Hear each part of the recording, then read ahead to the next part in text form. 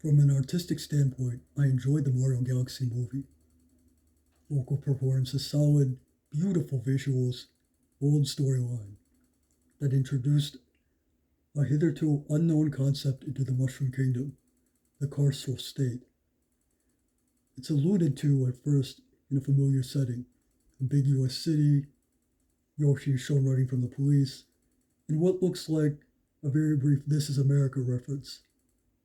Though it's largely played off for laughs, it does show what Yoshi, who is played by a black actor and is also black coded, had to deal with in the States. The writers had the good sense to not weigh in on the subject. However, the talk of crime and punishment, the language of the state, permeates the Mushroom Kingdom and the surrounding Bee Kingdom. Bowser, having developed an affinity for the Bros, takes the punishment meant for Mario and Luigi in their stead and is briefly shown with a pickaxe doing labor. The Bee prisoners are not politicized, faring Bowser well with his romantic pursuits when he is transported away from the prison by the spaceship. This brief prison scene foreshadows Bowser, or rather his still living remains, being imprisoned along with his son. The cell layout is instantly recognizable as similar to any jail or prison in the States, or its colonies, or its neo-colonies. The guard is the morbid blue Luma from the first movie, in a police uniform. It's played off as funny. The hand of the state is otherwise invisible, but presumably it was Peach who ordered Bowser Jr. and Dry Bowser imprisoned. Mario shows he is a good man by saving Bowser Jr., but while the concept of mercy is explored, incarceration for Dry Bowser and Bowser Jr. is presented as inevitable. This only happens after Peach, who is European coded, reunites with her Northern European coded sister. Peach engages in some uncharacteristic physical violence in order to reunite with her Northern European coded sister. Mario won't let Tiny Bowser go, but it's in a non-carceral context.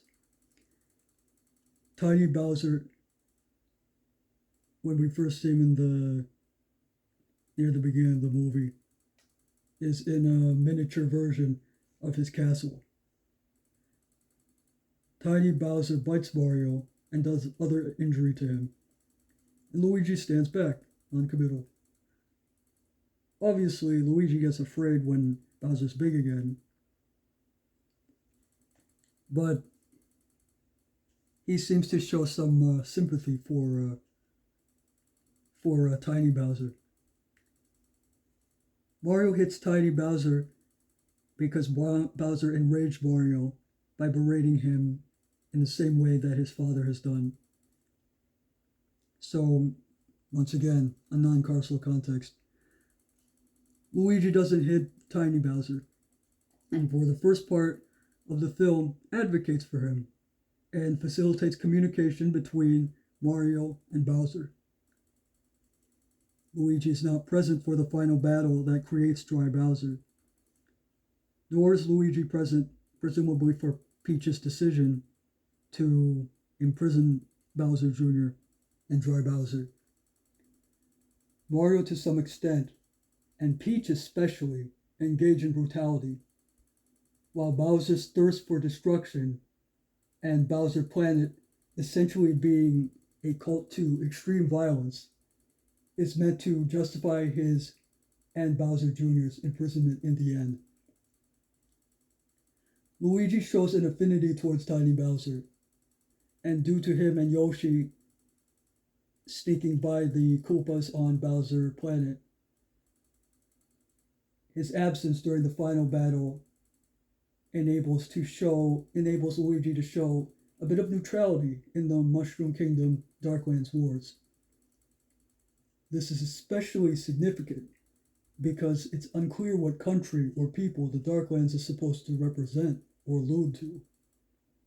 There's the brief reference to Mount Rushmore, but it's a funny throwaway line, and the Koopas are generally represented as an alien other. Given the heavy European coding of Peach, the Mushroom Kingdom infringing on Darklands' sovereignty by imprisoning their king gives the story a political aspect that before had been avoided. Luigi and Yoshi managed to stay somewhat neutral at a time when the Mushroom Kingdom has started to look in some ways like the colonial state.